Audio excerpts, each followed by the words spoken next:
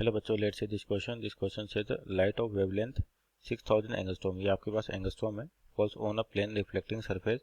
What are the wavelength and frequency of the reflected light if the angle between incident ray and reflected ray 60 degree. What is the angle of incidence. तो ये आपका ray optics का question है और देखिए यहाँ पर की कॉन्सेप्ट लिखे अपन. की कॉन्सेप्ट तो किस पर बेस्ड है आपके पास? लॉ ऑफ रिफ्लेक्शन पर. Law of reflection.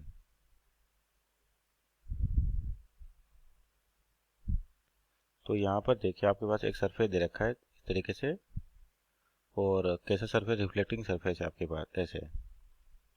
तो लाइट आपके पास इस तरीके से आ रही है मान लीजिए, और ये हो गया नॉर्मल और ये रिफ्लेक्ट हो गया आपके पास. तो ये तो होगी इंसिडेंट इंसिडेंट और ये हो गया रिफ्लेक्टेड रिफ्लेक्टेड लाइट, और ये हो गया आपका इंसिडेंट लाइट. तो लॉ ऑफ रिफ्लेक्शन क्या कहता है कि एंगल आई और एंगल आर, आपके पास आई का मतलब इंसिडेंट एंगल और आर का मतलब रिफ्लेक्टेड एंगल. तो यहाँ पर इंसिडेंट रे और रिफ्लेक्टेड रे के बीच में एंगल दे रखा है अपने को 60 डिग्री, यानी कि कह सकते हैं angle i plus angle r equal to कितना? 60 डिग्री. तो अब आपके पास लॉ रिफ्लेक्शन से क्या होता है? आई बराबर आर होता है, तो अपन कह सकते हैं एंगल ऑफ इंसिडेंस कितना होगा? 30 डिग्री हो जाएगा, यानी कि इसका आधा हो जाएगा.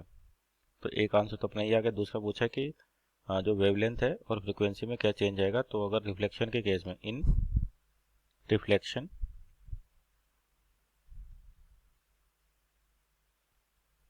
Frequency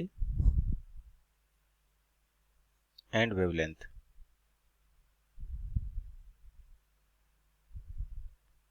frequency and wavelength does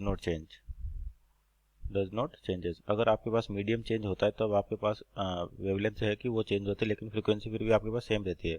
और यहाँ रिफ्लेक्शन केस में अगर मीडियम चेंज नहीं हो रहा, तो जिस मीडियम की बात करें तो जिस वेवलेंथ की लाइट आएगी वही रिफ्लेक्टेड लाइट उसी वेवलेंथ की होगी. और आपके पास जो फ्रीक्वेंसी होती है सोर्स की प्रॉपर्टी तो मीडियम की होती भी नहीं है, तो आपके पास फ्रीक्वेंसी हमेशा ही क्या रहती है? सेम रहती है. तो यहाँ पर पूछा कि व्हाट आर द वेवलेंथ, तो यानी कि वेवलेंथ हो जाएगी आपका 6000 एंगस्ट्रॉम ही रहेगी, 6000 एंगस्ट्रॉम.